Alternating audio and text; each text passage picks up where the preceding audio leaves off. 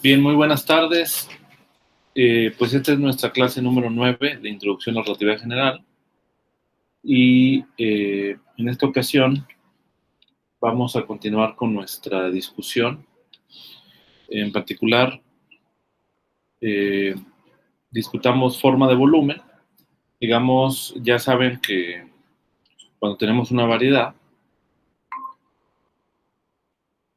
ya se conectó Jesús. Cuando tenemos una variedad, pues tenemos asociados a la variedad un conjunto de tensores, ¿no? que pueden tener distintos índices, tensores covariantes, tensores contravariantes, y de manera muy particular hay un tensor que se le llama, un tensor antisimétrico que se le llama forma de volumen, que pertenece, digamos, al espacio de las formas diferenciales o de las formas exteriores, y este tensor es asociado con la métrica. Entonces, digamos, la forma de volumen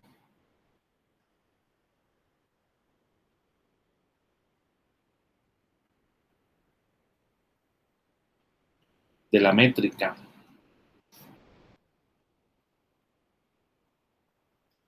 G es definido como sigue.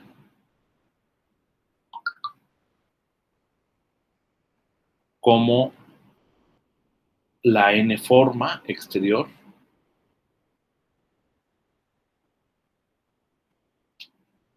dada por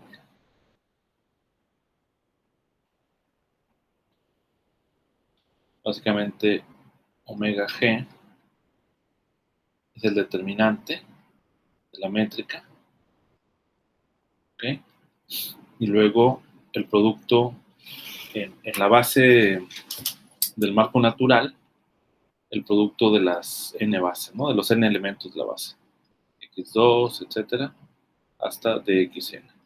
Fíjense, este de acá es una n-forma.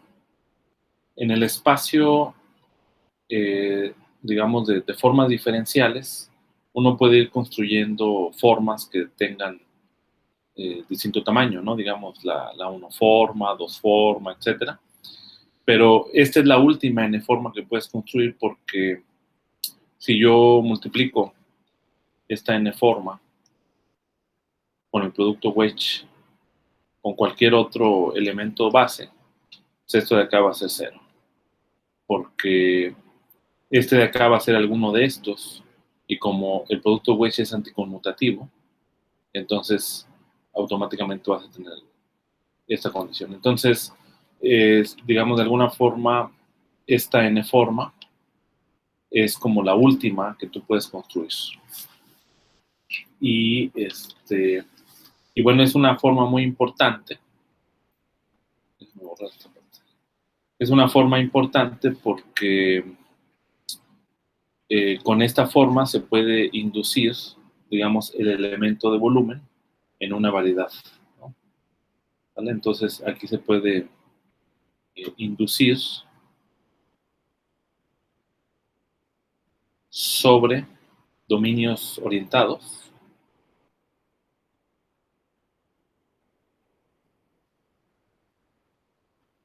la medida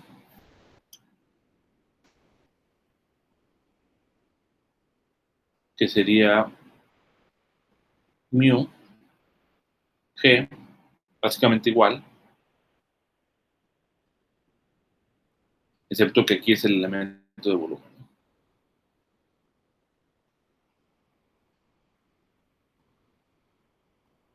¿No? Entonces, pues ya con esta forma,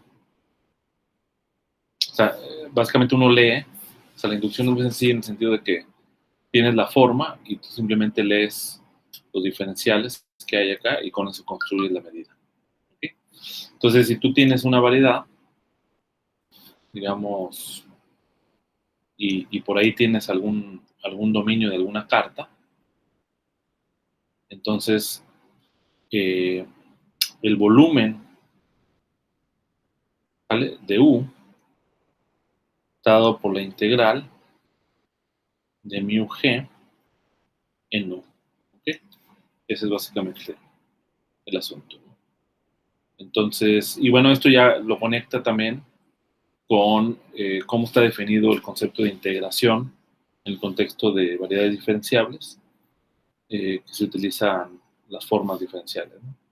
Pero bueno, es un tópico que no vamos a desarrollar. Entonces, hasta aquí le dejamos con la definición de volumen. Entonces, este sería el volumen de una variedad pseudo-riemanniana.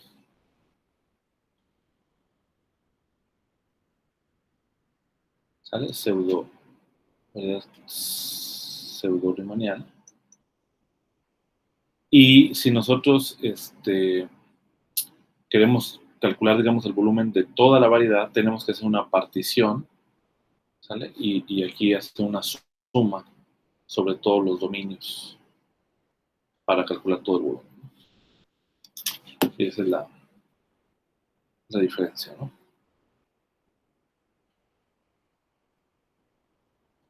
Bien. Ahora vamos a ver métrica riemanniana. Ya habíamos visto métrica pseudo-riemanniana, ahora vamos a ver métrica riemanniana.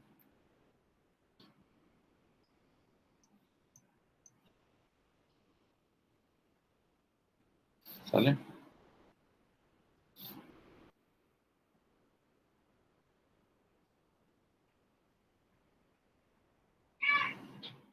Entonces, métrica riemanniana, vamos a tener lo siguiente, ¿no? Entonces, una métrica riemanniana, una métrica G es llamada riemanniana.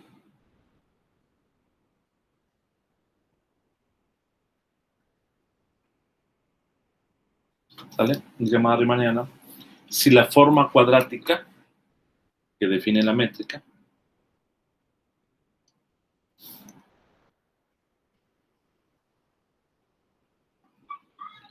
es positiva, definida.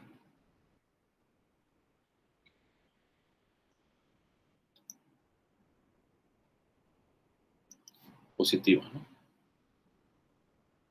O sea, ¿qué quiere decir esto? Que esta B con G es riemanniana, es una variedad riemanniana, o una geometría riemanniana.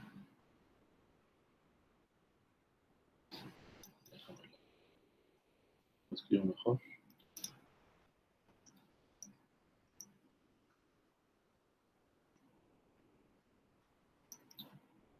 Si G X es mayor o igual que 0 para todo los B que están en el plano tangente, ¿no? Y obviamente para cada punto, digamos, de la variedad, ¿no?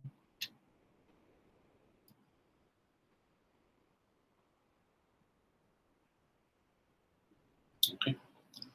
Entonces, como es positiva definida, uno puede definir una norma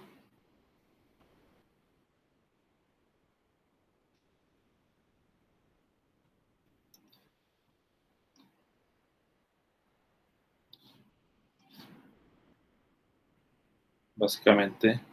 Si yo tomo cualquier par de elementos del espacio tangente,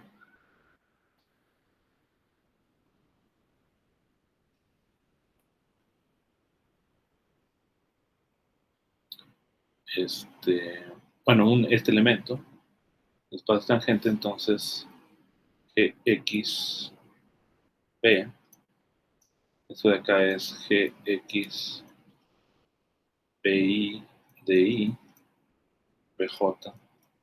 Y como es un tensor, los tensores son mapeos bilineales, entonces esto es lo mismo que BI BJ DI DJ. ¿Ok? Y esto es lo que llamamos la métrica, ¿no? O sea, el tensor métrico. Entonces, este de acá es lo que define esta cantidad déjame poner este lado. G y J. Esto de acá es positivo, ¿no? Porque está definido así para las variedades riemannianas. Y la norma de un vector la podemos definir. Norma. ¿Vale? Podemos hablar como una norma de un vector como la raíz cuadrada de G y J, BI, BJ. ¿Vale? Esa sería la norma. ¿Sale? Y claramente cumple con las propiedades de norma, en particular la norma es 0 solo si B es igual a 0. Es una de las propiedades que tiene. Y bueno, esto entre otras cosas hace que la geometría riemanniana, como tiene esta propiedad de norma, se puede definir esa norma, entonces es un espacio métrico. Podemos definir ahí un espacio métrico. Bien, ahora, la longitud de una curva en la geometría riemanniana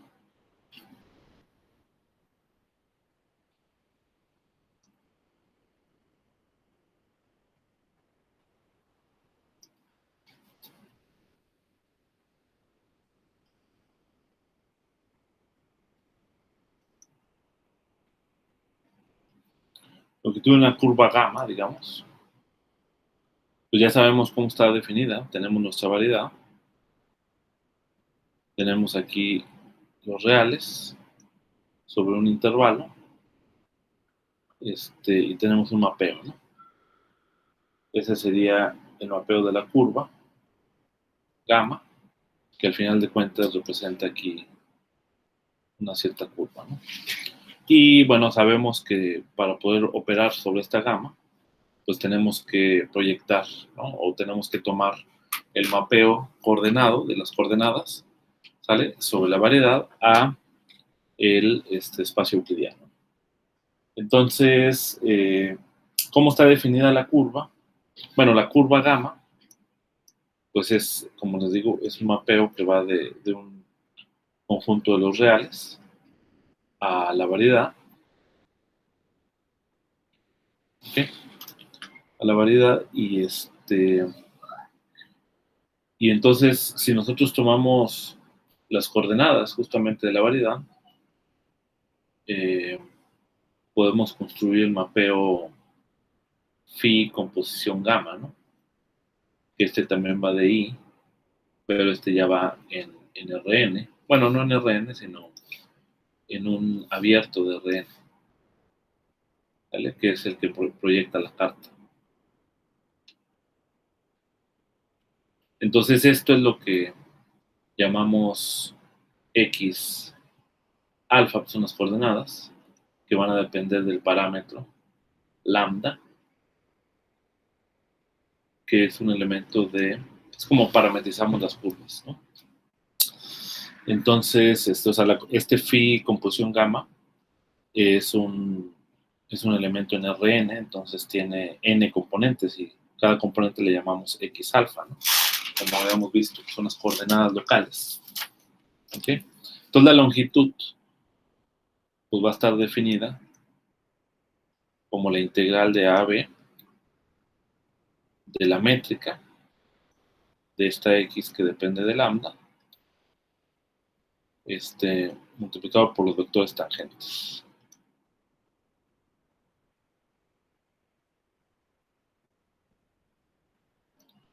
Y esto aquí era un medio por de lambda. ¿Vale? Esa es la definición de longitud de la curva gamma.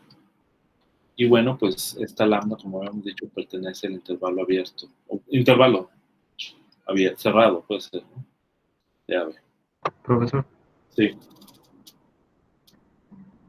el A y el B están en R. Sí. Sí, son 14 horas. son los extremos de este intervalo cerrado. Dale de aquí es un subconjunto de R. Okay. Sí, porque aquí ya todo esto, pues ya, esta X ya opera en Rn, pues. Bien, entonces esta definición, hay una propiedad, una observación.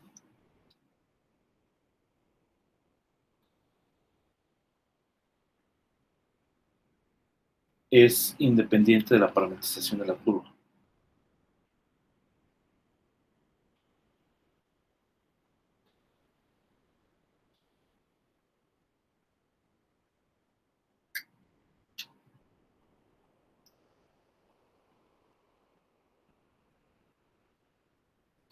¿Ok? Independiente de la parametrización de la curva. O sea, puedes construir otra parametrización, ¿vale? Encontrar cómo se expresa la nueva curva en esa otra parametrización.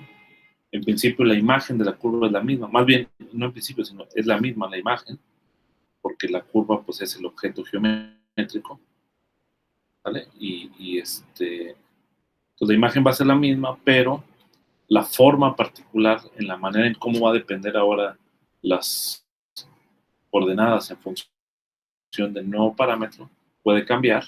Sin embargo, la longitud es un invariante ante esa parametrización. Entonces, es una característica muy común en estos sistemas en donde aparece la geometría, digamos, por cualquier lado, ¿no?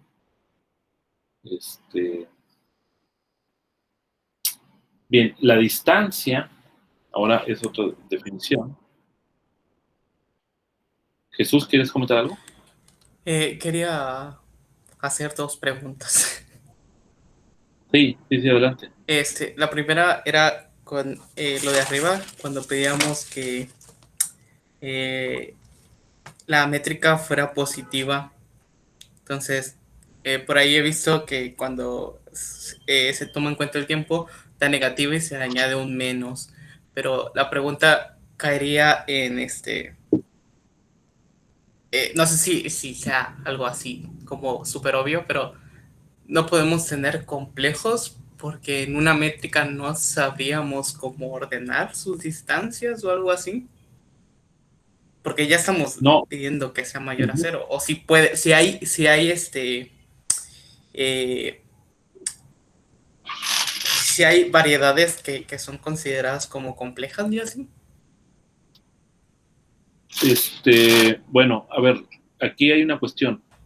Estas variedades son variedades riemannianas. ¿Okay? Entonces, en las variedades riemannianas siempre tienes esta propiedad. ¿Vale? Entonces, digamos, las variedades riemannianas son, por ejemplo, la esfera, el toro, ¿sale? Típicamente, pues no involucra el tiempo, digamos, ¿no? O sea, si ya lo interpretas dentro de la concepción, digamos, como lo vemos en relatividad general, pues no son estas superficies o estas variedades las que involucran el tiempo, ¿no? Ahí necesitas una variedad lorentziana, ¿no? Entonces, en cierta forma, todos los coeficientes, o sea, tú puedes diagonalizar la métrica para que todos los eigenvalores sean positivos. Entonces no se corre ningún riesgo en cuanto a números complejos y ese tipo de cosas. ¿Ok? O sea, aquí todas las superficies, ¿no?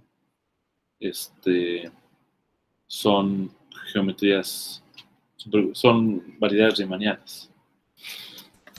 Entonces, entonces sí hay variedades que son complejas. Bueno, pero esa es otra pregunta, ¿no? Hay otras variedades que se llaman, variedades complejas, ¿no? En efecto. Y bueno, hay una serie de definiciones para poder llegar a una variedad compleja, pero en esencia, las variedades complejas en forma análoga a las variedades reales, por decirlo de una manera, pues, que son las que hemos tratado. Localmente, las variedades complejas son como un espacio complejo a la n, pero que es también plano, ¿no? O sea, digamos, nada más aquí lo menciono rápidamente, o sea, la variedad localmente, digamos, yo tengo aquí la variedad compleja, y este mapeo ahora es local a un abierto, pero en Cn, ¿no? O sea, es decir, en los complejos. O sea, este espacio es el producto cartesiano, ¿no? De complejos, ¿no? Entonces, y además pides otras propiedades sobre el mapeo, ¿no? Para que sea la variedad diferenciable compleja, pides que cumpla con las ecuaciones de Cauchy-Riemann, ¿no? Entonces hay como una serie de propiedades extras, pero en efecto sí puedes construir variedades complejas, ¿no? Y bueno, aparecen de manera muy natural en la descripción de la mecánica cuántica, etcétera, ¿no? En teoría de cuerdas, en otras descripciones, ¿no? De la física. Pero en geometría riemanniana es distinto, ¿no? ¿Sí queda claro, Jesús? Sí, quedó claro. Okay. Ahorita vamos a llegar a la geometría lorentziana, en donde ahí sí aparecen, donde la métrica no necesariamente es positiva. Ok. Entonces, la distancia de la curva, pues es el ínfimo, ¿vale? Entre toda la colección de curvas, de la longitud de la curva. Esta distancia, ¿sale? Define justamente esta distancia de AB, digamos, porque, digamos, en la variedad, en los puntos correspondientes aquí de la curva. Entonces, bueno, aquí estoy abusando notación llamándola A y B, ¿no? Aquí yo puedo tener muchas curvas.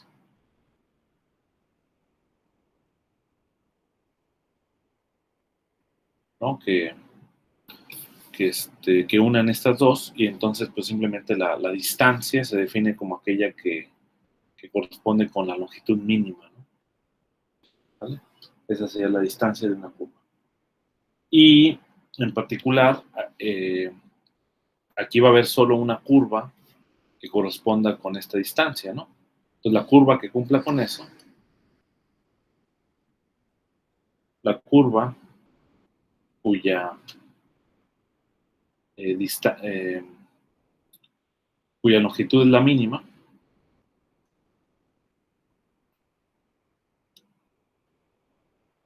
es la curva, se llama curva geodésica.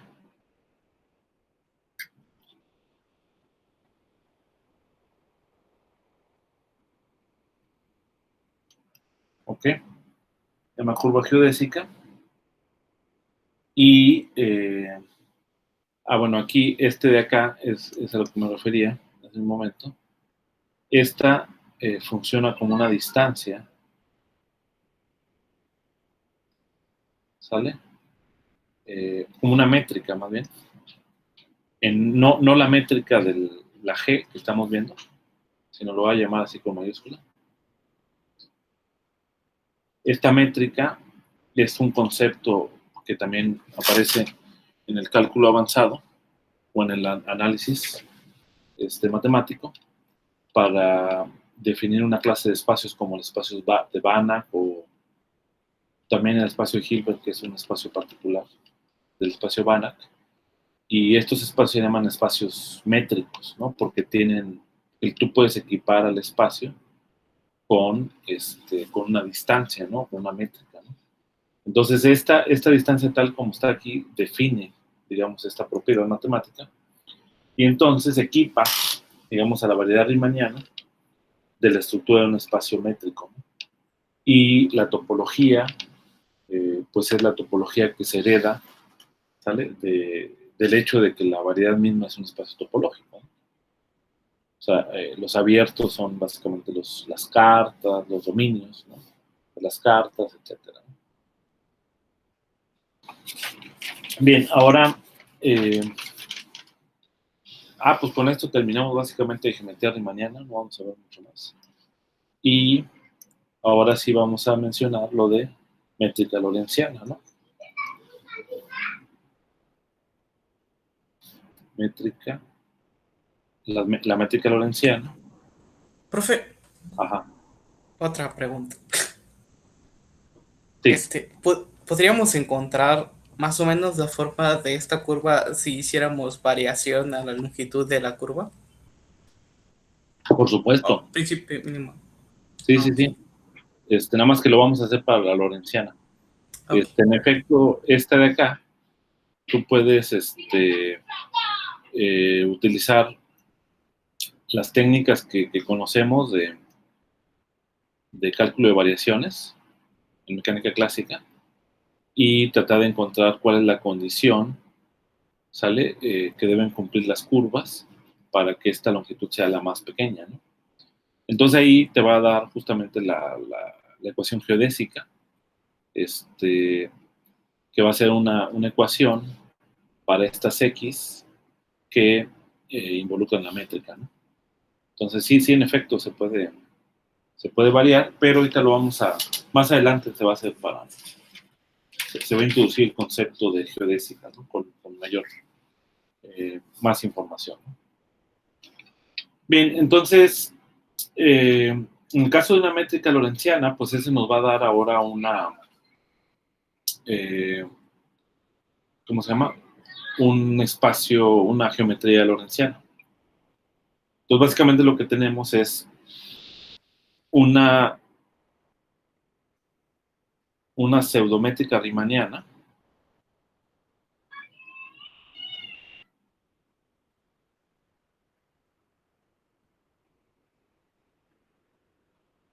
¿sale? G es una métrica lorentziana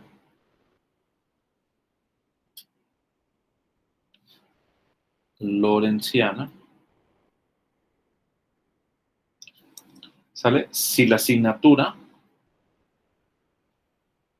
ya habíamos visto la asignatura,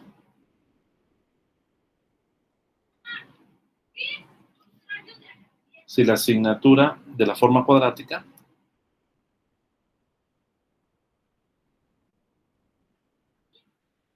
es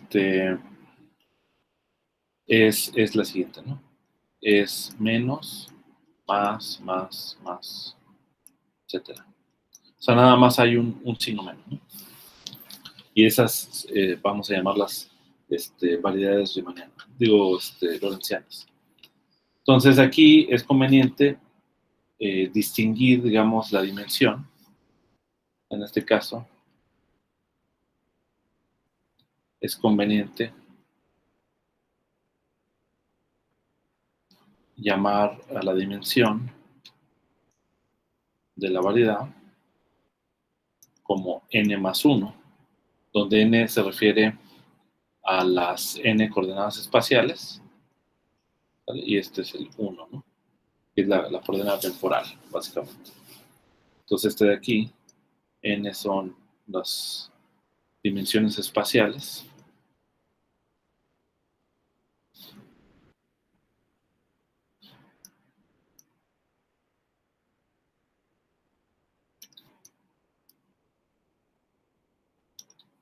Y el 1, la dimensión temporal.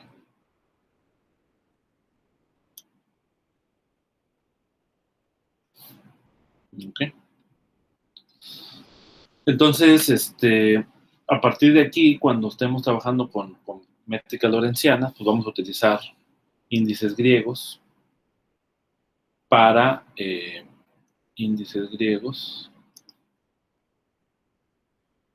alfa, beta, gamma, etcétera, para denotar digamos, las dimensiones de las variedades lorentzianas, ¿no? A la dimensión temporal normalmente se le anota por un 0 y a las demás con los índices 1, 2, 3, etcétera, hasta la dimensión n, ¿no?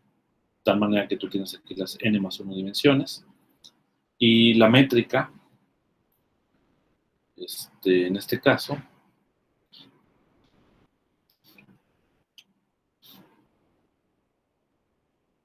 igualmente, pues la denotaríamos por G alfa beta de X alfa de X beta, ¿no?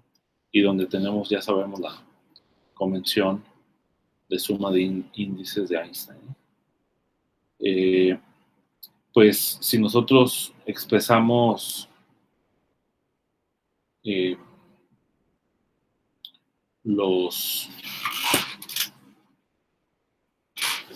digamos, la métrica se puede descomponer, digamos, en la base móvil, del marco móvil, como sigue, ¿no?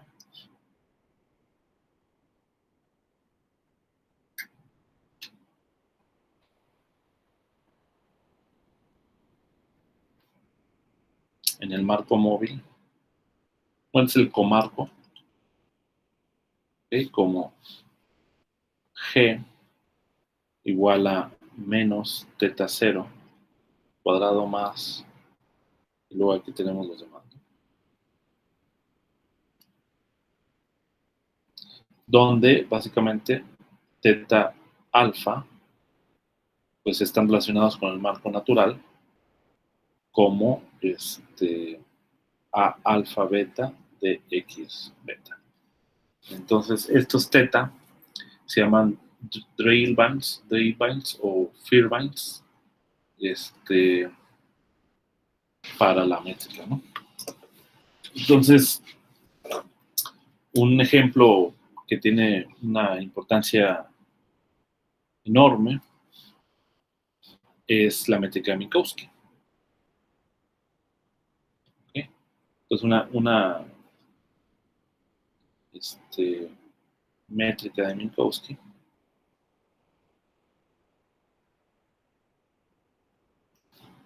que tiene una importancia física fundamental. Entonces, en este caso lo que tenemos es n igual a 3, ¿no?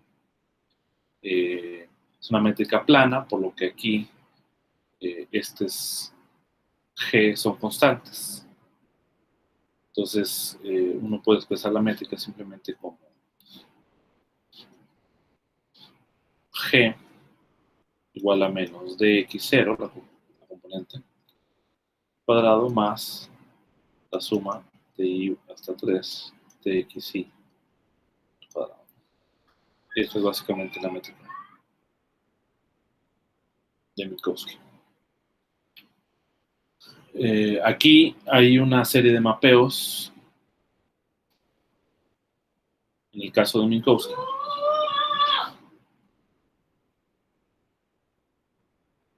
Realizar transformaciones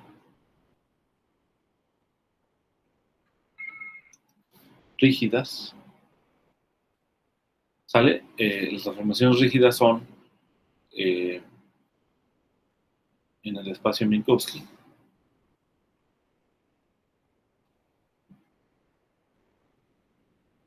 Son los análogos a las transformaciones de rotación o de traslación. En este caso me refiero solamente a las de rotación en el espacio euclidiano estándar, ¿no? Es decir, ¿cuáles son las transformaciones que dejan invariante, digamos, la métrica en el espacio estándar de R3, digamos, que sería, básicamente corresponde con esta parte, digamos, del espacio? Pues son las transformaciones de rotación, ¿no? O sea, hay asociado un grupo de transformaciones que se le llama el grupo SO3, ¿no? En el caso del espacio de Minkowski, el grupo de transformaciones que deja invariante el espacio de Minkowski es el grupo de Lorentz. Bueno, entonces, en este caso, los mapeos, ¿sale? Es claro, digamos, que en el caso de Minkowski, pues el marco móvil o el comarco móvil y el marco natural coinciden, ¿sale? Donde estos coeficientes son básicamente constantes, ¿no? que los puedes elegir igual a una delta. ¿Sale? Entonces uno se pregunta, ¿sale? En ese caso, entonces en el caso de Minkowski,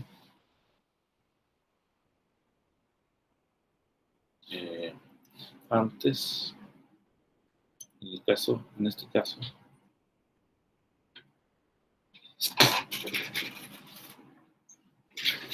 caso, teta alfa básicamente es de x alfa. ¿Okay? Entonces, la pregunta es, ¿cuáles son? Bueno, es una pregunta que no vamos a responder ahorita, entonces no lo voy a hacer. Pero nada más vamos a decir, existen transformaciones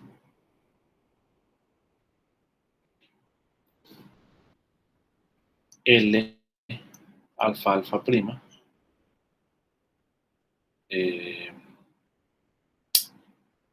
que me transforman estos objetos, o sea, básicamente como que los rotan, ¿no? Entonces, transformaciones que lo que hacen es este teta alfa lo transforma como alfa prima, teta alfa prima, ¿no? ¿Vale? Esa es la transformación, digamos, están denotados igual, pero en sí, digamos, lo que estoy haciendo aquí es como una rotación, ¿sale? De la base del marco comóvil, ¿sale? Ante estas transformaciones. Estas transformaciones son rígidas en el sentido de que no dependen de la posición en el espacio de Minkowski. Entonces existen transformaciones, ¿sale? Que actúan así de esta manera, que dejan invariante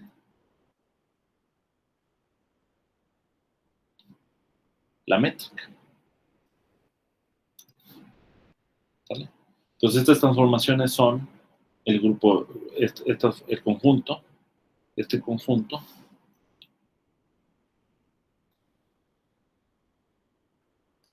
forma lo que se llama el grupo de Lorentz.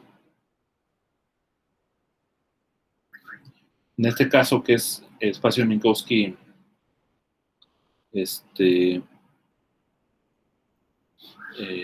estándar, digamos, pues se le denota simplemente como SO31, ¿vale? O grupo de Lorentz,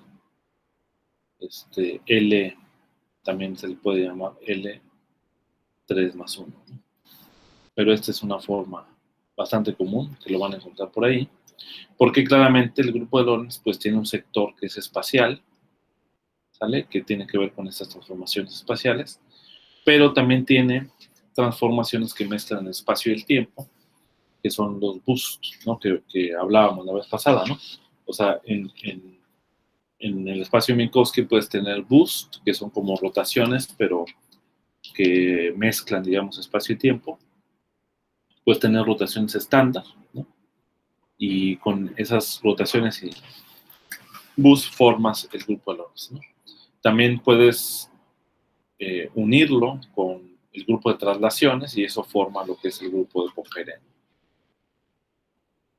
Ok, bien, con estos son elementos básicos y para lo de relatividad es importante este concepto de causalidad.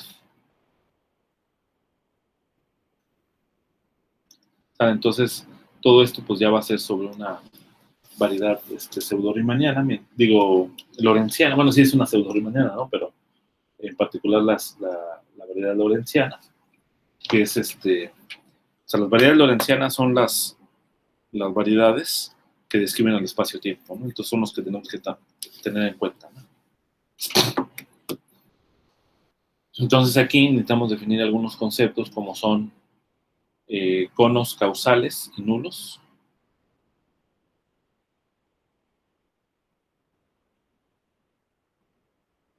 Entonces vamos a definirlos. Entonces básicamente en cada punto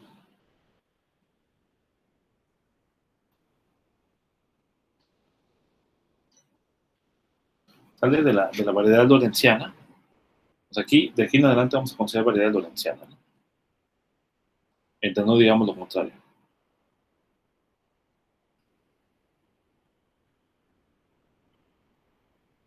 ¿Sale? Pues ya sabemos que en cada punto X definimos TXB, ¿no? Que es el espacio tangente. ¿Sale? Ahí lo definimos en cada punto. Y aquí en este espacio tangente vamos a definir un cono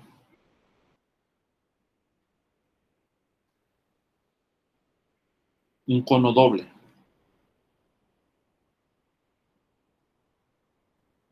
Que se va a denotar por CX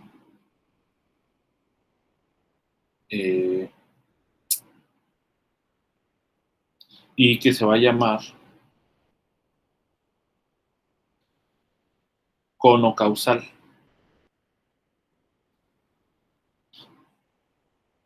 ¿Sale? Se va a llamar cono causal. Definimos un cono doble CX llamado cono causal por la propiedad Gx, o sea, usamos la métrica BB menor o igual que 0 para todos los B que pertenecen en este caso a este espacio tangente. Entonces, esta es la definición básicamente del cono. En una imagen geométrica, pues lo que tenemos es, digamos, tengo aquí la variedad lorentziana. Ahora tenemos que tomar en cuenta que es una variedad lorentziana. En cada punto definimos el espacio tangente, ¿no? Y en este espacio tangente puedo definir un cono.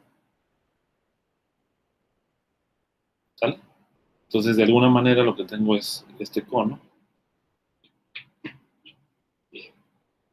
Y como este es B, es una desigualdad para todos los B's que están dentro del cono, pues son todos estos vectorcitos que están acá. Todos los vectores que apuntan hacia acá y también los que apuntan hacia abajo. Que están dentro del cono, básicamente. O sea, todo el cono es tanto la superficie como lo que está dentro. Este cono causal. ¿Sale? Es el cono causal. Ahora, podemos definir una frontera. Y eso va a ser un cono también. ¿Sale? Entonces, la frontera de CX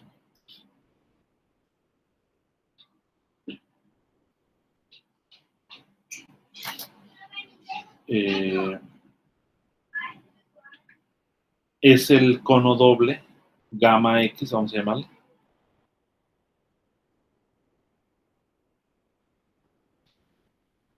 ¿Sale? Es el cono doble.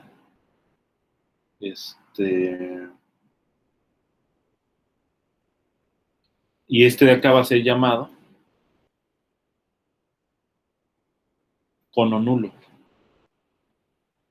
También en algunos libros, o más adelante, ya cuando veamos un poco más de relatividad, es el cono de luz. ¿Ok? Pues de hecho aquí también lo podemos decir.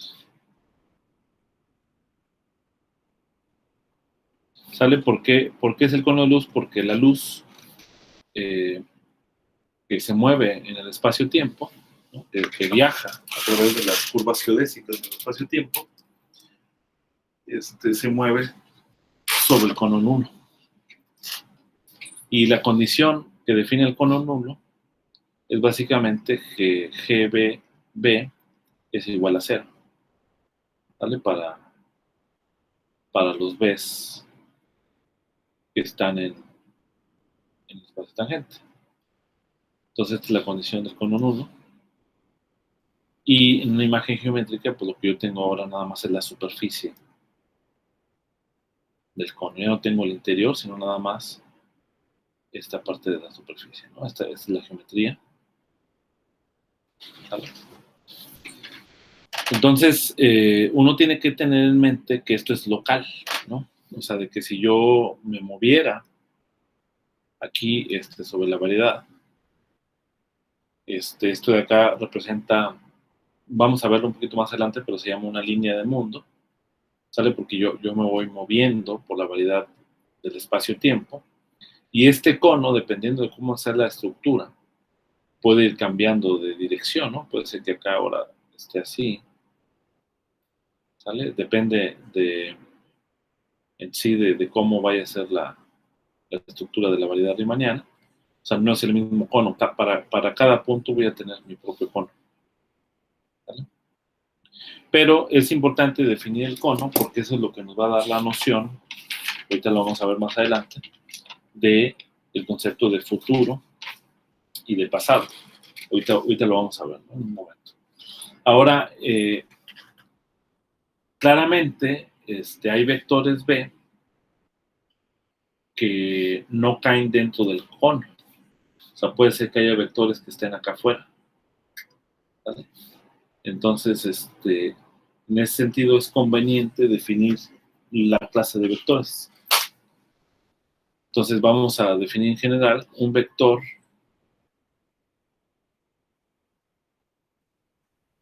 B que está en el espacio tangente de la variedad.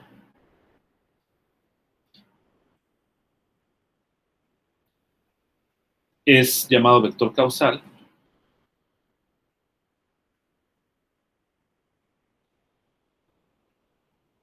Si cae dentro del cono.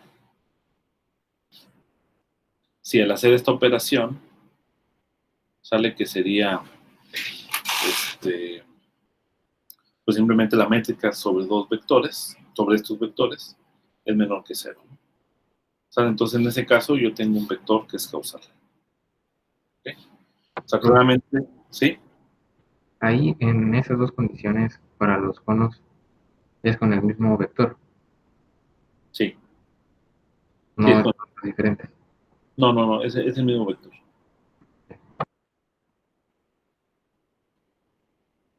Bien, entonces, ese es el causal, ¿no? Entonces, con esto podemos definir clases de vectores.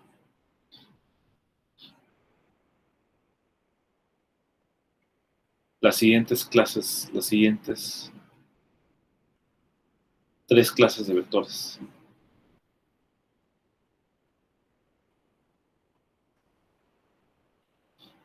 Entonces, primero, tengo un vector,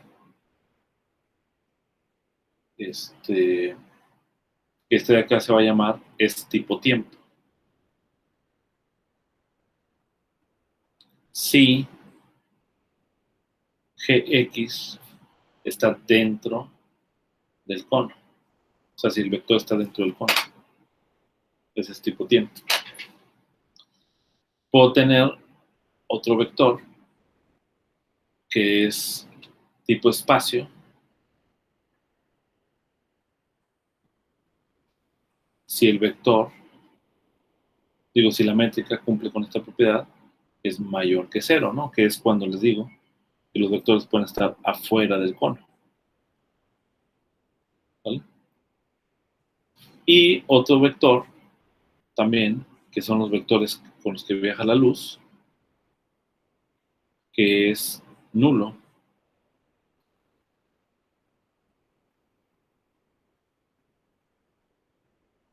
Es real.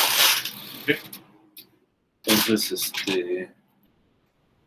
y claramente, pues de estos vectores, solamente el tipo tiempo y el nulo son causales. ¿Sale? Porque son los que cumplen con la definición de arriba. Vector causal. Bien, entonces ahora vamos a la noción, ya que tenemos los conos, ¿sale? En cada punto de la variedad lorentziana, podemos ir a la noción de lo que es el futuro y el pasado, ¿sale? ¿Qué es lo que se entiende por futuro y pasado en este contexto, ¿no?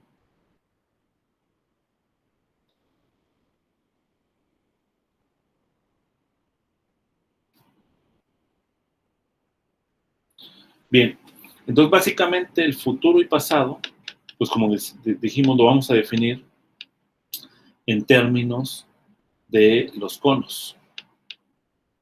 Entonces, primero, pues ya habíamos visto que definimos el cono causal, ¿no? Entonces, pero el cono causal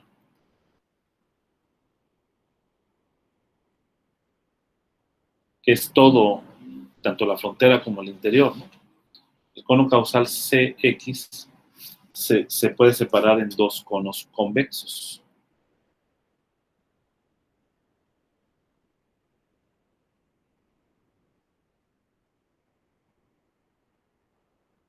Que sería CX más y CX menos, ¿no? O sea, digamos la parte de arriba, la parte superior, la parte inferior. Y se puede definir, ¿sale? En cada punto X de la variedad lorentziana, que este CX más sea tal que esta coordenada teta 0, que depende de B, la defino. O sea, esta teta 0 lo voy a definir como B0. Es decir, la componente 0, la componente temporal del vector, ¿sale? Es mayor que 0. ¿Sale? Y el CX menos lo voy a definir como la componente temporal, digamos, del vector menor que 0. ¿Vale? Entonces así vamos a decir, vamos a definir, digamos, la parte superior, digamos, del cono y la parte inferior, ¿no? O sea, aquí yo tengo mi conito. Este es el cono causal, ¿no? Que tiene tanto la frontera como el interior. Y entonces aquí adentro, yo tengo mis, ¿cómo se llama? Tengo mis vectores, ¿no? Mis vectores causales. Entonces, el cono va a estar definido por aquellos vectores tales que la G, acuérdense que la Gx BB sea menor o igual que 0. Entonces, de estos vectores B, ya sabemos que se pueden escribir, por ejemplo, en coordenadas locales en el marco natural, como B alfa de alfa, ¿no? Entonces aquí, la componente B0, cuando esta componente B0 sea mayor que 0, defino esta parte superior del cono. Y cuando sea menor que 0, la parte inferior. ¿Okay? Entonces, esto pues se puede elegir, esta separación ya entra un poquito en matemáticas, pero se puede elegir esta separación de manera continua sobre B. ¿Ok? Se puede elegir.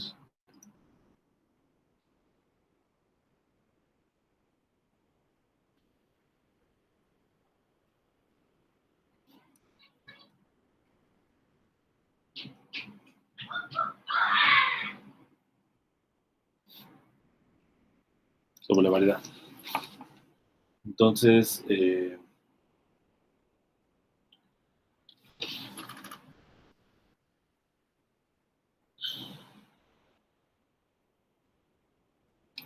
y cuando se hace esta elección, básicamente estás eligiendo, o sea, estás pidiendo que la variedad lorentziana tenga una orientación temporal, ¿no? O sea, al hacer esto en cada punto de la variedad, vas a tener una orientación temporal. Ok. Bien, entonces un vector, y aquí es donde viene la noción del futuro,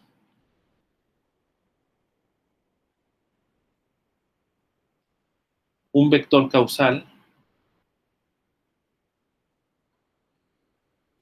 es orientado al futuro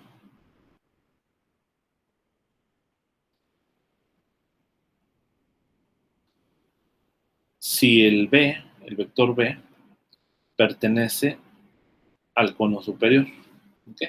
Tiene sentido, ¿no? Porque ahora este B, ya sabemos que los B son como elementos del espacio tangente, en el espacio tangente en X, yo lo puedo separar así, ¿no? O sea, en esta base local. Entonces,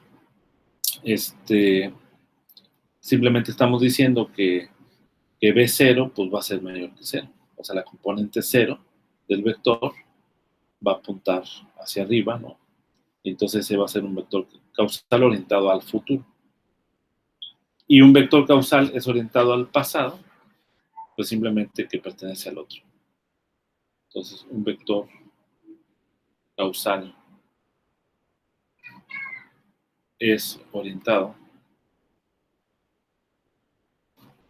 al pasado si B pertenece a CX menos. ¿Okay? Bien, entonces ahí tienes. Ahora vamos a tener una curva en el espacio en la variedad lorentziana.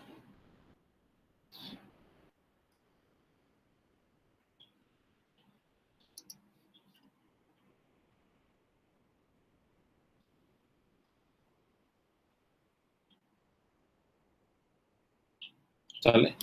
Una curva que une XA y XB, dos puntos, digamos, de la variedad. Pues básicamente va a ser la imagen igual, ¿no?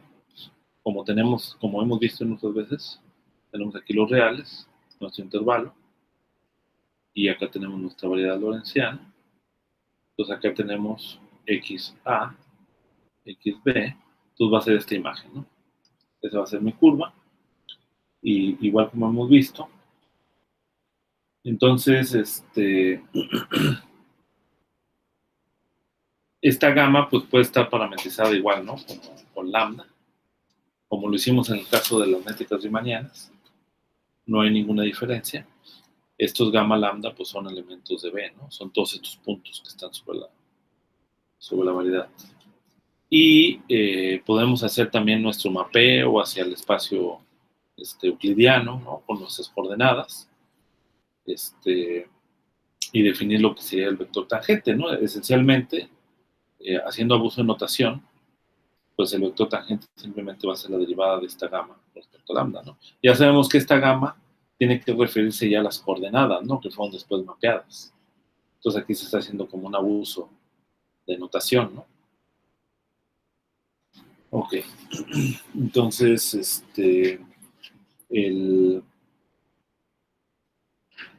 entonces, este de acá sería el vector tangente.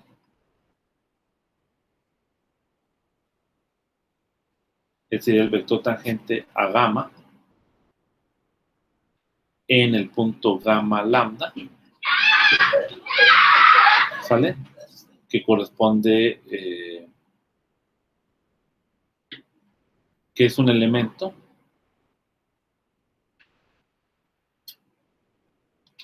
de T gamma lambda B. ¿Sale? Ese sería el vector tangente en este punto, ¿no? En particular, vamos a decir que sea gamma lambda, ¿no? Ok. Entonces ahora, ya que tengo una curva que se define igual, ¿no?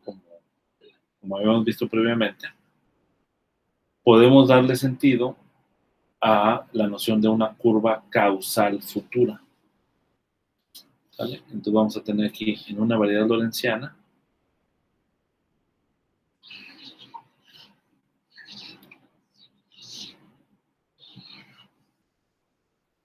una curva causal futura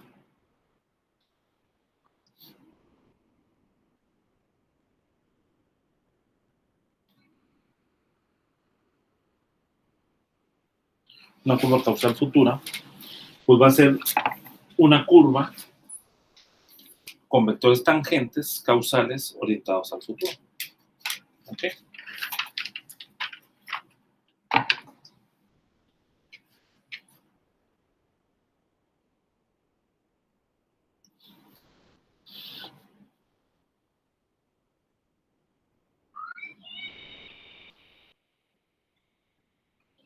Fíjense, aquí hay varios conceptos que se juntan, ¿no? Son vectores tangentes y luego además son causales, es decir, que están dentro del cono, ¿sale? Del cono causal. Y además hay otro concepto, son orientados al futuro. O sea, hace que su componente componente 0 es positiva. Entonces, esa de ahí va a ser una curva causal futura. Curva causal futura. ¿Okay? Entonces, en particular, nosotros, por ejemplo, nos vamos moviendo en una curva causal futura. Es decir, todos los eventos que nos ocurren, por los cuales vamos viviendo, pues son a través de una curva causal futura.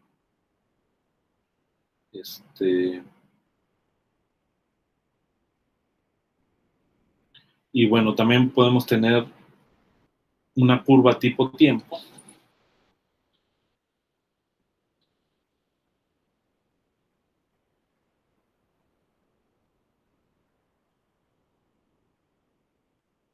¿Sale? Tiene vectores tangentes tipo tiempo al futuro.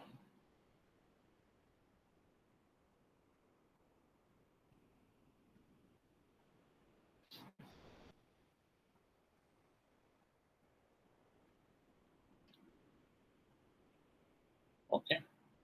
O sea, igual, ¿no? Es una curva causal futura porque simplemente sus vectores están dentro del cono. O sea, digamos que yo tengo aquí mi cono y mi curva pues va a estar aquí, por aquí va a pasar y sigue hacia el futuro. ¿Okay? No sé si hay alguna pregunta hasta acá. Profesor. Sí. Y todo esto fue partiendo de una curva, de un cono, pero de esa forma, tal cual, geométricamente hablando. ¿No podía también haber, digamos, un cono horizontal que significara otra cosa? Tú dices, por ejemplo, como pensando en este cono de aquí, ¿no? En esta parte, ¿no? En esta región del espacio. Sí, como rotarlo. Sí. Bueno, sí, en efecto, esta parte del espacio existe, ¿no? Y uno también puede definir vectores que están en esta región que se llaman tipo espacio, ¿no? Pero esos vectores, o sea, resulta que toda la física ocurre dentro de este cono. ¿Por qué? Porque no hay nada que viaje más allá de la velocidad de la luz, ¿no? Y justamente sobre la superficie del cono, esta frontera, es la región en donde la luz viaja, ¿no? Entonces, un vector que esté fuera de, que pretendamos utilizarlo como física, de fuera del cono, significaría esencialmente que tú pudieras viajar a una velocidad mayor que la velocidad de la luz. ¿Ok? Entonces, pero en principio sí se tiene que tomar en cuenta, ¿no? O sea, esa información. ¿Ok? Ok, bien. Ahora vamos a ver otro concepto que se llaman subvariedades. Subvariedades tipo espacio.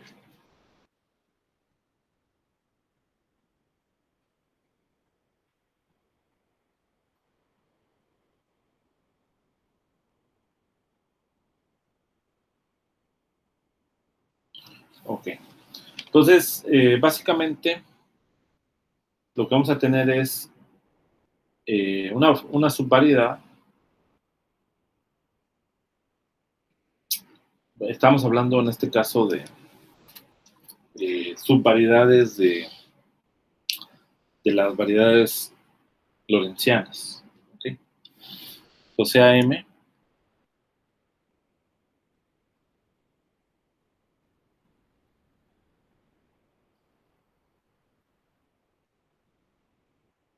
¿vale? Una subvariedad n-dimensional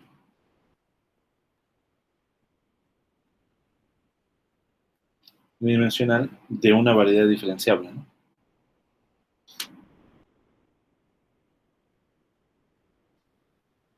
Una variedad B que tiene n más 1 dimensiones. ¿Okay? Entonces, M es definido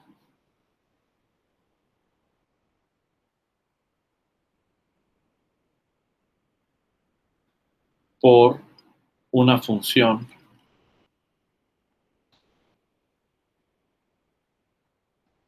en la variedad b, f igual a 0. ¿Sale? Entonces, esta f, como estábamos viendo hace un momento en electromagnetismo, esta f es como el potencial eléctrico, ¿sale? Y la variedad m es como la superficie equipotencial, ¿sale? Entonces, esta f que define la variedad es tal que gradiente de f es distinto de 0. ¿Sale? Ya habíamos definido gradiente en la variedad, ¿sale? Entonces,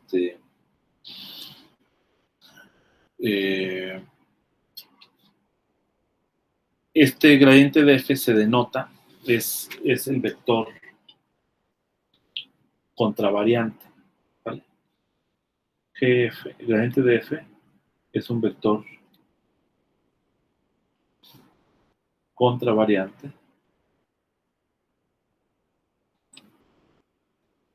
asociado a G, a la métrica,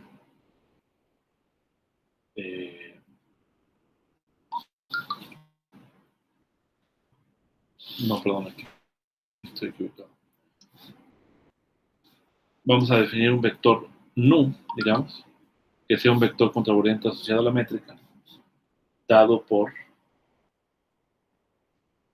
el gradiente de f. O sea, ese nu igual al gradiente de f. Este nu, pues es básicamente el vector normal. O sea, digamos que yo tengo aquí mi variedad. Piensen en como si tuviéramos R3, esta sería la B. O sea, el fondo es todo B. Y esta M, como superficie, sería M, dado por esta condición. Entonces, obviamente esta condición puede involucrar espacio y tiempo, no nada más espacio. ¿Okay? Hasta ahorita, ¿no? O sea, puede involucrar espacio y tiempo. Y claramente el gradiente de phi va a definir, digamos, el vector normal a la superficie. Bueno, en este caso a la variedad M. ¿Okay? Entonces, con esto podemos definir, dependiendo de la clase de vector que tengamos, podemos definir el tipo de variedad el tipo de subvariedad que se considere. Entonces, vamos a tener que M va a ser tipo espacio si el vector nu es tipo tiempo. ¿Okay? Entonces, M es tipo espacio si nu es tipo tiempo. Acuérdense, los tipo tiempo son los que están dentro del cono de luz. ¿Ok? Los vectores tipo tiempo. Y puedo tener también tipo tiempo, también variedades tipo tiempo. Entonces, esta es una de las variedades, una de las clases. Otra clase puede ser M, es tipo tiempo, si nu es tipo espacio. Y también puedo tener variedades tipo nulas.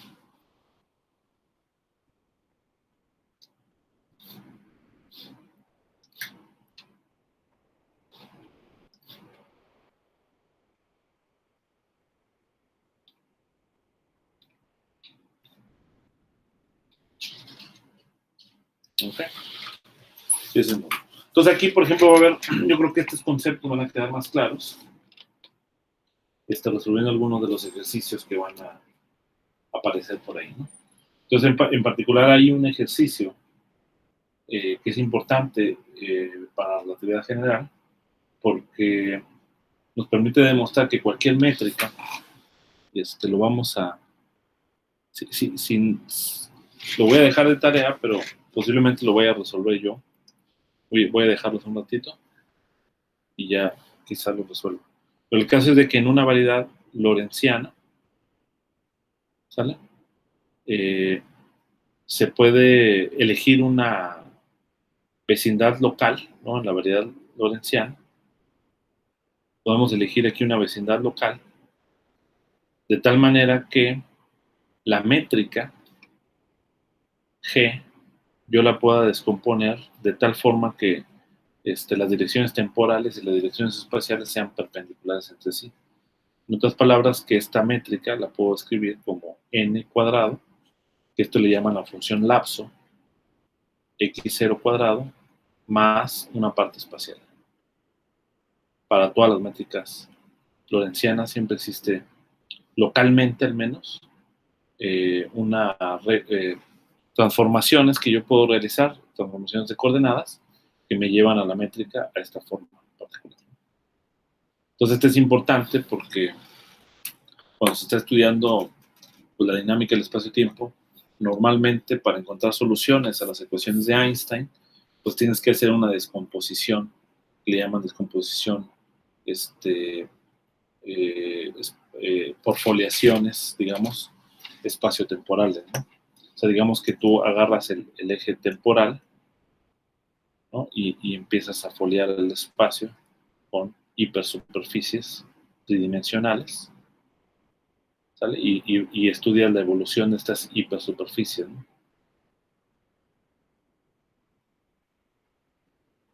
¿No? Entonces, estas hipersuperficies pues van a estar caracterizadas ahora por una geometría riemanniana, descrita por este tensor métrico G y J. Entonces, ahí se lo voy a encargar de tarea para que lo chequen. ¿Ok?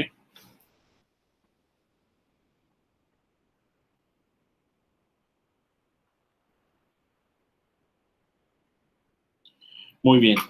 Entonces, ya para terminar, vamos a discutir el asunto de geodésicas, o yo creo... Vamos a discutir un poquito el asunto de las geodésicas. Bueno, en el contexto entonces de la geometría lorentziana, también podemos definir la noción de longitud y geodésica.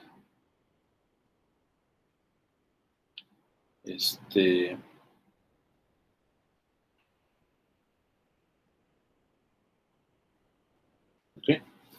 Entonces, igual como en el caso anterior, pues la longitud, en el caso de la geometría riemanniana,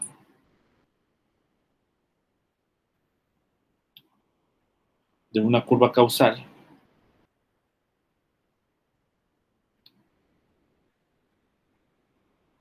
¿sale? Gamma de XA a XB, ¿no? O sea, de estos dos puntos, pues va a estar definida por L igual a la integral de AB. Acá, dado que tienes una asignatura negativa, entonces hay que agregar este signo menos. Bueno, en general tienes una curva gamma A de lambda, gamma de lambda, y aquí el 1 medio. ¿Okay? Esa es la definición. Y bueno, hay curvas nulas, ¿no? Que también son causales. Las curvas nulas tienen longitud 0.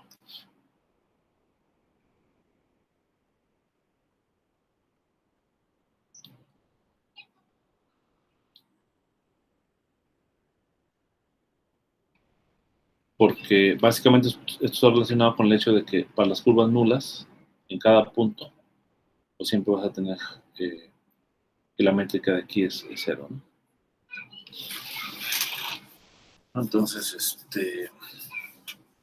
pues digamos, esto que está aquí es básicamente lo que aparece aquí, esencialmente, ¿no? Porque estos son los vectores y estos son los vectores tangentes. Entonces, pues la longitud es 0. Ahora,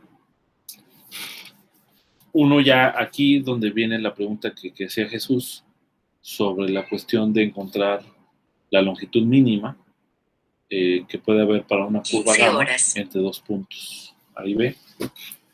Entonces aquí el asunto es que hay que ser un poco cuidadosos, porque para hacer el cálculo variacional también es el mismo problema que ocurre en el caso de la geometría riemanniana. No es propio de la geometría lorentziana.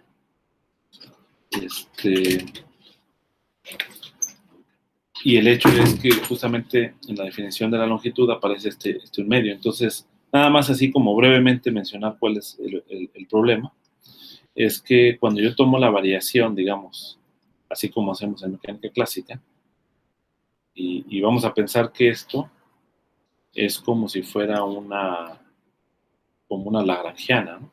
Una funcional. Entonces, como tal, ¿cuál sería la función? Pues es esta gamma misma, ¿no? Es la que depende de lambda. Entonces, sería una funcional, ¿no? Una función que depende de esta función, una función de funciones, ¿no? La funcional. Entonces, cuando yo quiero hacer una variación de esta L para encontrar la condición del extremo y entonces encontrar el mínimo, como yo tengo aquí un medio, entonces, cuando haga la variación de esto, pues me va a bajar, digamos, va a ser la variación de lo de adentro,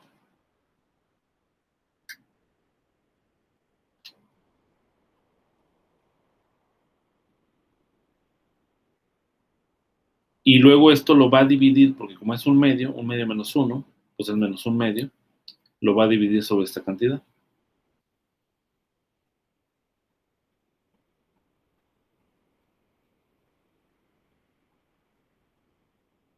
¿Sale? Entonces, ¿qué es lo que pasa aquí?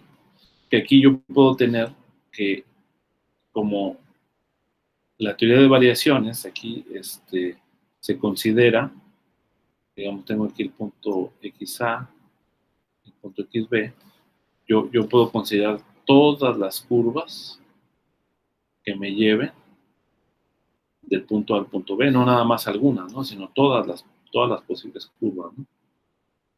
¿Vale? Y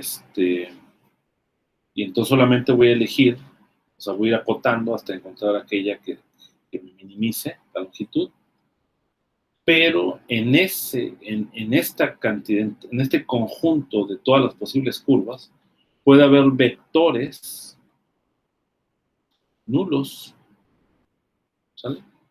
Que hagan esto igual a cero. Entonces, ese es un problema, ¿no? Porque ¿cómo le voy a decir a la variación que solamente me tome en cuenta aquellas curvas de tal manera que los vectores, de tal manera que no toque ningún vector la curva que sea nula, ¿no? Entonces, esa es una dificultad. Entonces, la manera de darle la vuelta a este problema es construyendo otra funcional, ¿sale? Y luego lo vamos a relacionar con esta funcional. O sea, en el fondo es parametrizar, básicamente. Se va a parametrizar la curva gamma de tal manera que esta cantidad sea una constante. Es como si yo tomara una parametrización que se llama parametrización de longitud de arco, que me hace que esta cantidad, esta combinación que estoy señalando acá, es una constante y que la puedo normalizar a 1 de tal manera que esta lambda justamente es la longitud de arco, ¿no? Porque pues la integral de lambda pues te va a dar la longitud, ¿no? Entonces, ese es el procedimiento. Entonces, una manera de ver eso, o de darle la vuelta a este asunto y de demostrar que puedo hacer eso, es construir otra funcional. Construimos otra funcional.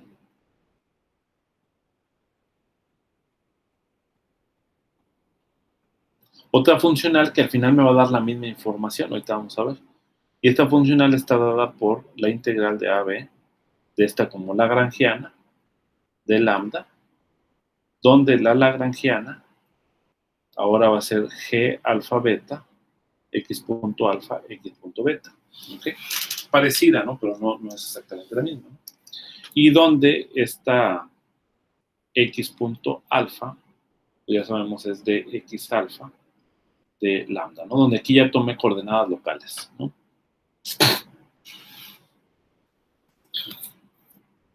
Entonces,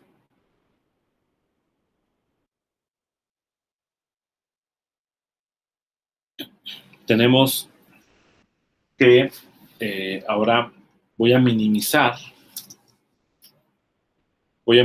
esta para encontrar la condición para X y luego voy a probar propiedades de esta L que me van a conducir a que resolver esta integral, o sea, minimizar esta integral y minimizar la anterior, es exactamente lo mismo. Entonces, antes de llegar a esa conclusión, primero voy a encontrar el extremo de esta ecuación. Y como ya ustedes saben, de mecánica clásica,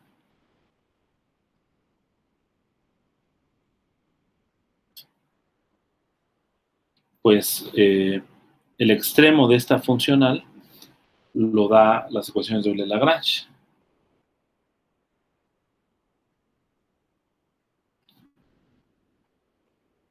Esta es como una acción, ¿no?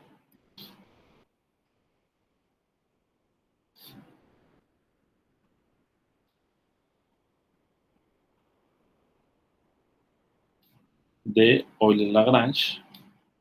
Sí vieron las ecuaciones de Euler-Lagrange, ¿no? Sí, una pregunta.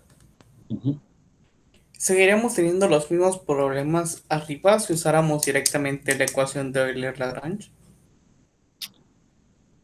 ¿En dónde? En arriba, dices tú. En la longitud de la curva. Sí, es que es ahí donde tienen los problemas.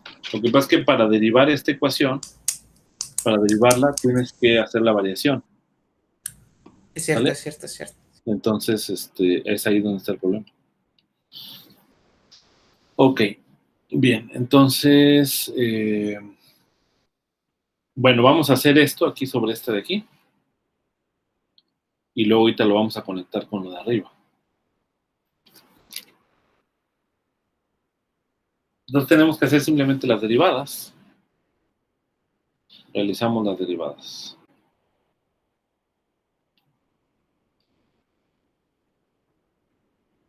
Entonces, fíjense, de lambda en x punto alfa, pues acuérdense, L es G alfa beta, x punto alfa, x punto beta. Entonces, ¿dónde aparece x punto? X punto va a aparecer aquí y acá, ¿no? Entonces, aquí conviene usar otros índices, quizá. Por ejemplo, no sé qué otros índices, pero aquí conviene usar otros índices, ¿no? Entonces voy a poner dl de x punto alfa, voy a tener g, voy a dejar el beta y alfa lo voy a llamar gamma, beta. Entonces, tengo que derivar con respecto a este, me va a dar un delta, cuando derive con respecto a este, un delta, gamma alfa, x punto beta, más g gamma beta, x punto gamma, delta, beta, alfa, ¿ok? Entonces, esto de acá, si tú te fijas, aquí el gamma simplemente lo transforma en alfa, entonces tengo aquí alfa beta, x punto beta. Y aquí el beta me lo transforma en alfa, pero la métrica es simétrica. Entonces voy a poner alfa, gamma alfa, ¿no? ¿Vale? Y entonces lo puedo escribir como alfa gamma, pero este gamma es mudo, le puedo llamar beta. Entonces esto de acá es 2 veces g alfa beta x punto beta. ¿Ok? Entonces ese es el primer término, ¿no? Ahora, la dl en x alfa, el único lugar donde aparece x es en la métrica. Como aparece aquí alfa beta, también me conviene llamarle de otra manera. ¿cómo le llamé acá? Igual, gamma beta, vamos a llamarle. Entonces, vamos a llamarle aquí alfa, va a tener derivada alfa, g, gamma beta, x punto, gamma, x punto beta. ¿Okay? Ahora me falta hacer la derivada con respecto a lambda. Nada más aquí hay que ser cuidadoso. Entonces voy a hacer la derivada respecto a lambda de esta cantidad que está aquí. Entonces voy a tener den de lambda de derivada L con respecto a x punto alfa. ¿Por qué hay que ser cuidadoso? Porque la G depende de lambda a través de la parametrización X de lambda. ¿Okay? Ese es el truco básicamente de este camino, porque aquí lo que estoy diciendo, voy a dar la vuelta, pero poniendo una parametrización, ¿no? ¿Sale? Y voy a elegir la parametrización tal que las dos minimizaciones son lo mismo, ¿no? Ahorita vamos a verlo con mayor claridad. Entonces aquí tengo que tomar la derivada de g alfa beta con respecto a lambda, ¿sale? Por x punto beta más, aquí también son 2 veces g alfa beta, por la derivada con respecto a lambda, pues simplemente es x2 puntos beta. ¿Ok? Ahora, ¿quién sería esta derivada? Bueno, como depende implícitamente de lambda, entonces, y acá me conviene poner el gamma, entonces voy a poner derivada con respecto a gamma de g alfa beta x punto gamma, x punto porque la cadena, ¿no? La derivada con respecto a lo de adentro, que son las coordenadas, por la derivada de las coordenadas con respecto a lambda, ¿no? Que sería x punto gamma por x punto beta más 2 veces g alfa beta x2 punto beta. Entonces ahora voy a juntar los pedacitos. Entonces, de las ecuaciones de Euler-Lagrange, voy a poner primero este término. Entonces voy a tener 2 veces g alfa beta x2 puntos beta más, voy a poner este término, 2 derivada gamma g alfa beta, y esto lo voy a factorizar. Entonces acá también tengo voy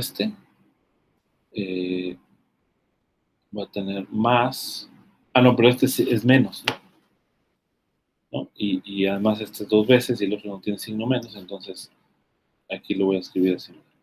2 veces y aquí va a ser menos. Profe, ¿el otro también no es 2 veces? ¿Solo el primero?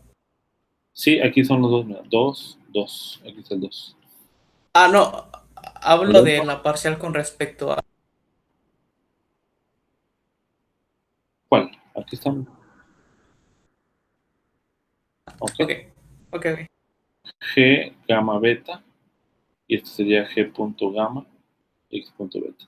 Ahora aquí,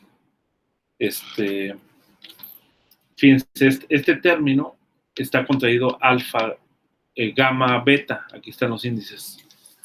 Gamma, beta, ¿no? Aquí está el gamma y aquí está el beta. Este es simétrico, ¿vale? Ese tensor es simétrico. Y este es igual a 0, ¿no? Porque este es la ecuación de Euler-Lagrange. Entonces aquí yo puedo escribir esto como d gamma g alfa beta más d beta g alfa gamma, por el hecho de que está contraído con esto, ¿no? Y elimino este 2, ¿sale? Entonces ahora paso dividiendo el 2 y multiplico por el inverso de la métrica. Entonces, bueno, voy a pasar primero dividiendo el 2, g alfa beta x2 punto, va a quedar un medio de esta cantidad que sería gamma g alfa beta más derivada beta g alfa gamma menos derivada alfa g gamma beta x punto gamma x punto beta igual a 0. Ahora, Profe, ¿me repite cómo elimino el 2, porfa? ¿este de aquí? ¿O cuál 2? Sí, ese. Es lo que te digo, o sea, acá, este de acá es simétrico, ¿sale? Entonces, cuando yo tengo un tensor simétrico, Sí. ¿sale? Aquí voy a decir S gamma beta, y tengo aquí cualquier otro tensor que sería, no sé, B, gamma, beta, ¿vale?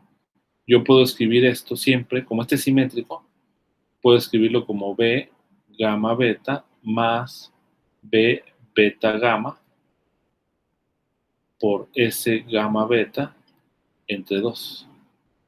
Siempre se puede escribir así. ¿Por qué? Porque nada más renombras índices aquí, ¿sale? O sea, lo multiplicas acá, ¿no?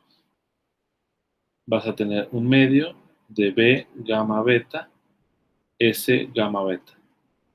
Y luego, con renombras a beta, le llamas gamma, y a gamma le llamas beta. Entonces aquí sería gamma, beta, S, beta, gamma. Pero como es simétrico, entonces esto de acá es lo mismo que S, gamma, beta, que es el mismo término que está acá. Y que al sumarlo te da ¿Sí queda claro?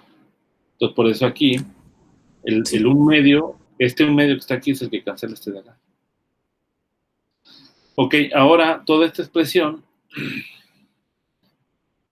la voy a multiplicar por G alfa, aquí es beta, ¿no? G alfa epsilon, por ejemplo. Entonces, G alfa epsilon por G alfa gamma, como este es el tensor inverso de G alfa beta, pues entonces esto va a ser delta epsilon beta.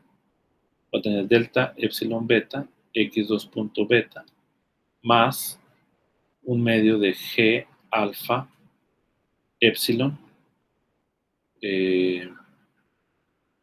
alfa epsilon, de gamma G alfa beta más derivada beta G alfa gamma menos de alfa G gamma beta x punto gamma x punto beta igual a 0. ¿Ok? Entonces acá simplemente pues es como una delta de Kronecker, entonces sería x2 punto epsilon, ¿no? Y conviene definir lo que se llaman los símbolos de Christoffel,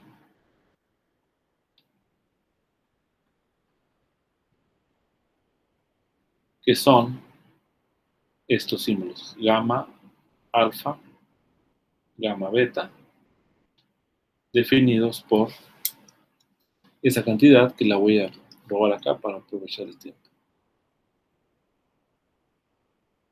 Es esta cantidad. Copiar.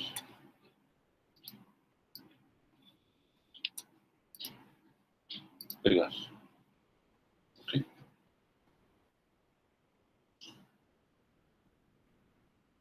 Ahí están los símbolos de Christoffel. Entonces, y ya haciendo el hecho de que la delta de Kronecker, simplificando, va a tener 2 puntos, epsilon, es igual a gamma, epsilon, gamma, beta. Hacia aquí me estoy equivocando. Y debe ser epsilon. X punto gamma, X punto beta es igual a 0. Y de aquí se llama ecuación geodésica. Aunque no está justificado todavía, pero se llama ecuación geodésica.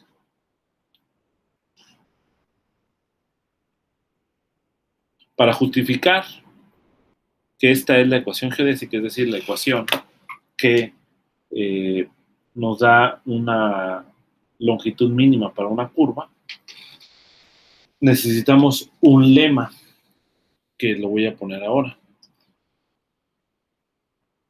Y ahí ya va a resolver el asunto. Entonces, en realidad todavía no podríamos llamarle ecuación geodésica, ¿no? Pero pues ya le voy a llamar así, porque pues, esa va a ser la ecuación geodésica. Entonces, es el siguiente lema. Bueno, más bien, la cantidad,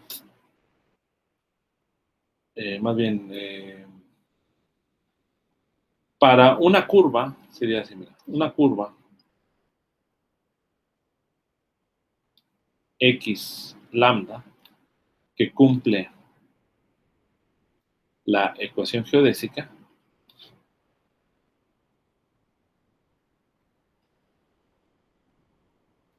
sea, esta ecuación satisface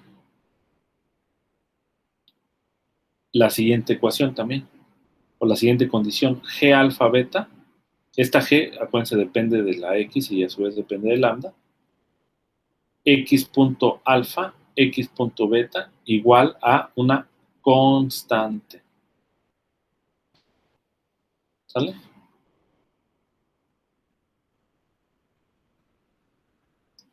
Entonces vamos a ir a la prueba. Y ahorita discutimos por qué esto resuelve el problema. Prueba. Ok. Muy sencillo. Vamos a construir una cantidad que es parecida al hamiltoniano. De hecho, es básicamente el negativo del hamiltoniano, pero lo voy a llamar hamiltoniano. Aunque no es... O sea, aquí no estamos hablando de hamiltoniano ni nada, ¿no?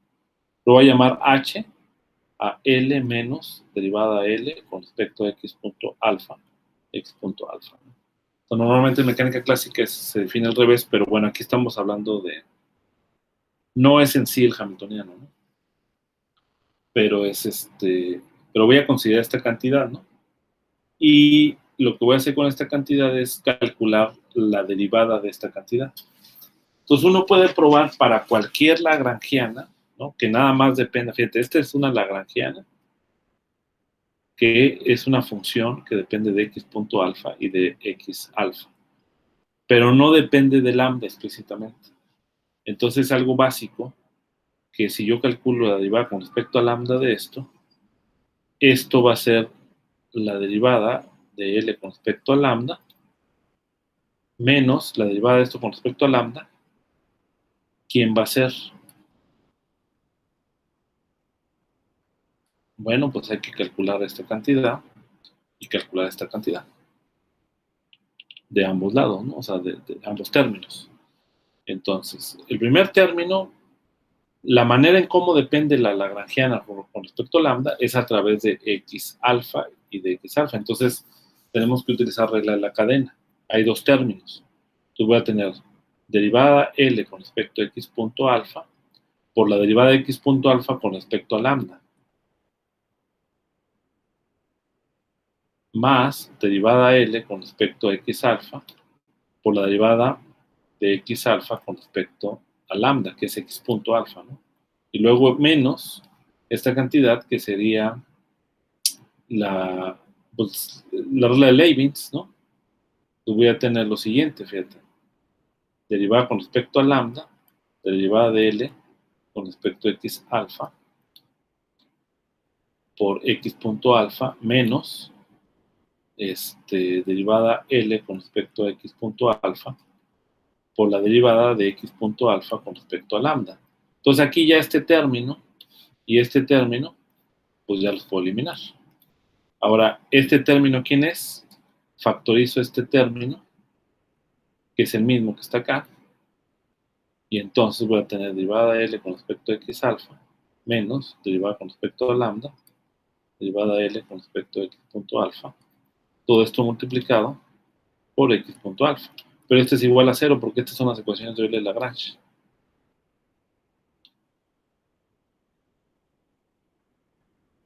Entonces, H es una constante. ¿Okay? Si esto es una constante, pues ¿qué quiere decir? Bueno, pues ahora para el caso particular de nuestra L, ¿quién es H? Bueno, pues H es que está definida como L menos derivada de L con respecto a X punto alfa, es G alfa beta, X punto alfa, X punto beta, es el primer término. Y luego la derivada, que ya la habíamos hecho, ¿no? Es menos 2 veces G alfa beta, X punto beta, por lo que sobraba, que es X punto alfa. Estos son simétricos, conmutan entre sí. Entonces esto de acá es menos G alfa beta, X punto alfa, X punto beta. ¿Sale? Y ya habíamos demostrado en general que H es constante. Por lo tanto, esto es constante. Ya está. Entonces, si es constante, pues yo la puedo pedir que normalizarla a 1, la constante sin problema. Eso depende de la lambda. Y entonces, ¿a qué estamos llegando? A que la longitud L en esta parametrización, pues como es una constante, pues va a ser simplemente la integral de d lambda, ¿no? Que la estoy normalizando a 1. Y por un lado, y por otro lado, a que esta L, como esta es una constante que estoy normalizando a 1, pues esto es también la misma curva. Pues minimizar esto y minimizar esto es lo mismo. ¿Vale? Entonces, por eso justifica por qué le llamamos a esta ecuación geodésica. ¿Sí queda claro?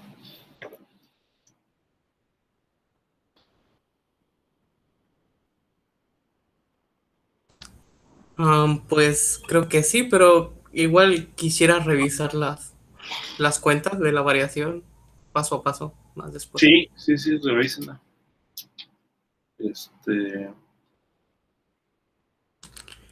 Digo, lo hizo bastante rápido, creo. Sí, posiblemente por el signo. O sea, si yo normalizo esto a 1, o sea, si ya lo tomo así, digo, esto es 1,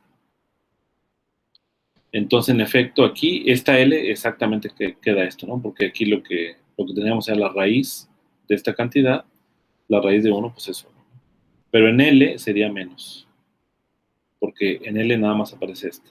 Entonces, mientras yo minimice L acá se maximiza o viceversa, ¿no? Nada más creo que ese es el único detalle. Pero no depende de esta constante, no depende la ecuación de Euler-Lagrange, ¿no? Porque yo puedo multiplicar por un signo menos esta L. Afectaría en cuanto a la estabilidad, pero pues es lo mismo, pues, ¿no? O sea, la misma ecuación, digamos. ¿Ok?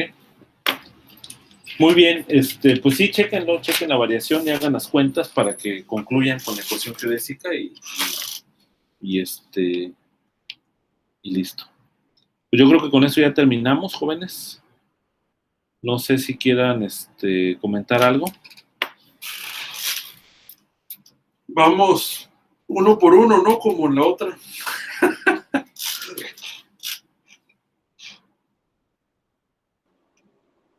A ver, vamos a ir uno por uno.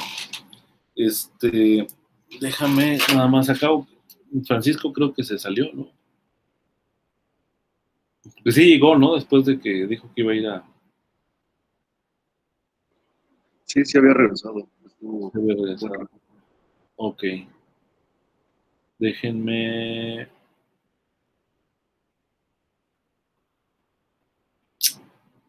Es que todo esto fue más que todo, más que todo conceptual, ¿no? Pero... ¿Qué preguntas podría hacer?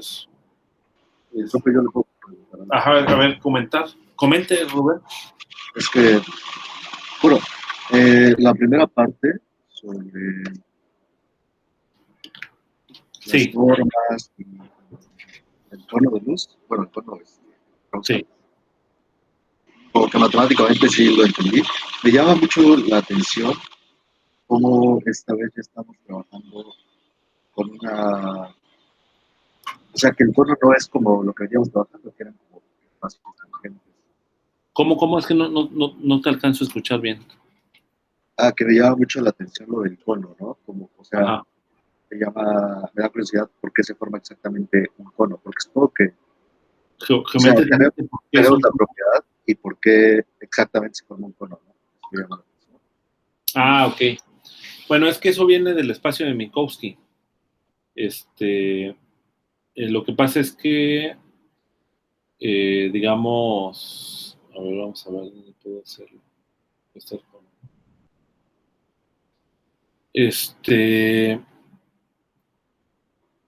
Vamos a ver. Si yo tomo, o sea, vamos a decir la métrica de Minkowski en 1 más 1, ¿no? De x0 cuadrado más de x1 cuadrado, ¿no? Entonces aquí, pues yo nada más mi espacio-tiempo, digamos, cae en esto, t y x, ¿no? Entonces, cuando ds cuadrado es igual a 0, ¿no? Que es digamos, el cono, la frontera del cono causal, ¿no? Entonces lo que yo voy a tener aquí son estas ecuaciones. X0 son iguales más menos de X1. ¿Okay? Entonces, pues estas ecuaciones, ¿quiénes son? Ya después de aquí de integrar, pues cuando X0 es igual a X1, pues va a ser esta ecuación. Exactamente 45 grados. Cuando X0 es igual a menos X1, pues es esta línea recta. ¿Sale? Este de acá es X0. Digamos, voy a agarrar las unidades de Dios donde la velocidad de la luz vale 1. ¿Ok? Entonces, ahí está. Entonces, justamente es el cono, ¿no? Es el cono de luz. Entonces, ¿en otra métrica esa cosa se podría ver diferente? ¿O ¿Cómo? en otra métrica eso se podría ver diferente? ¿O de hecho no se puede? No, sí, por supuesto. O sea, si tú cambias las coordenadas x0 y x, el cono puede cambiar de forma, ¿no? O sea, digamos, la cosa es que el contenido sea lo mismo, pero en efecto, la manera en cómo podamos ver el cono puede ser que sea distinta, ¿no? Porque cambias las coordenadas, ¿no? Entonces, ahora si ya lo extiendes al espacio, por ejemplo, a 2 dimensiones, pues ya tengo aquí, ya voy a formar ahora sí ya un cono como tal, ¿no? Donde ahora ya tengo acá y, digamos, ¿no?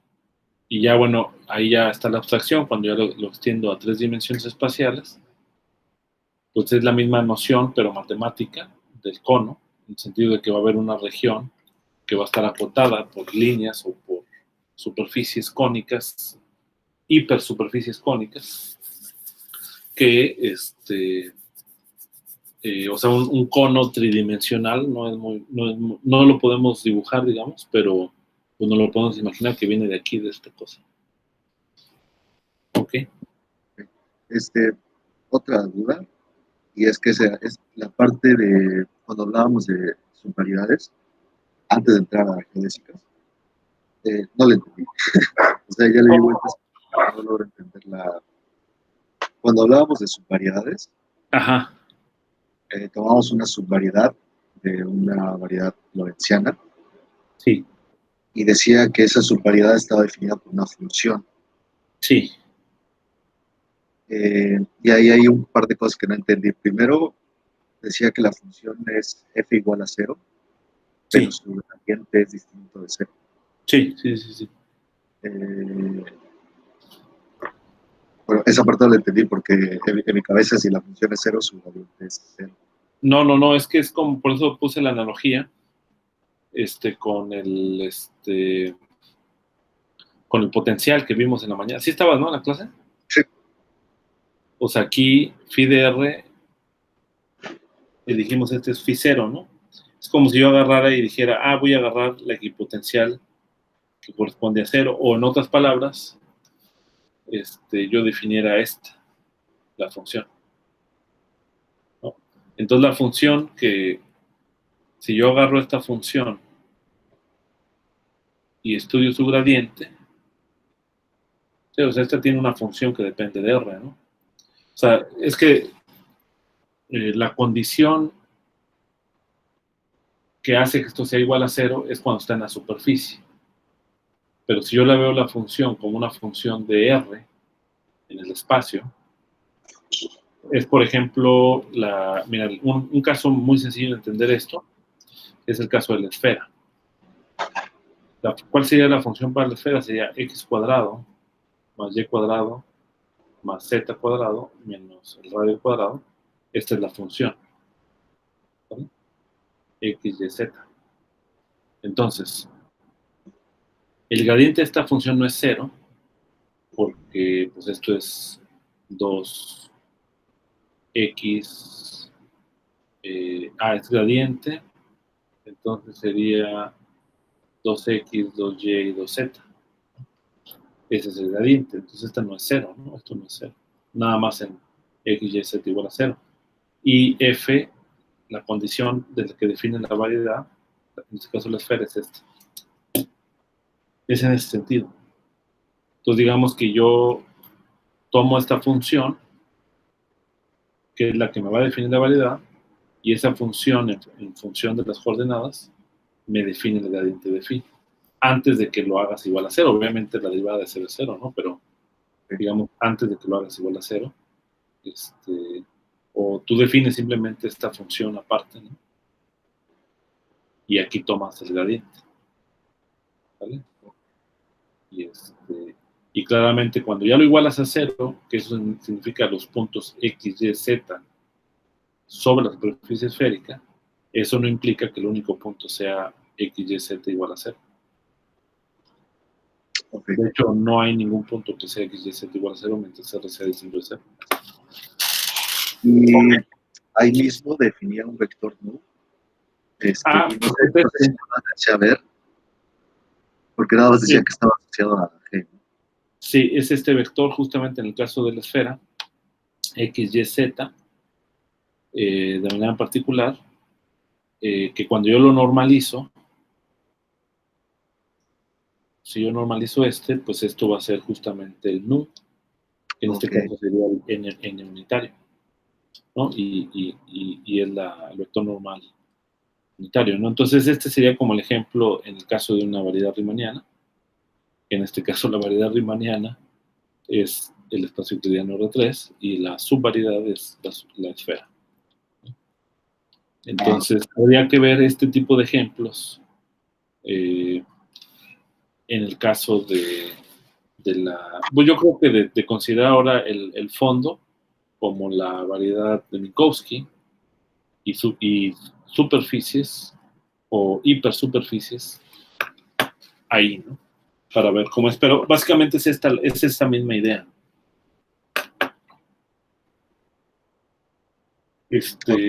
Voy a revisar si hay algunos problemas que involucren esto para que... Hay un problema, creo, pero para que lo chequen.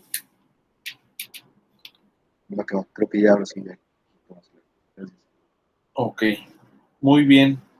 Pues yo creo que ahí la vamos a dejar ya y nos vemos el lunes.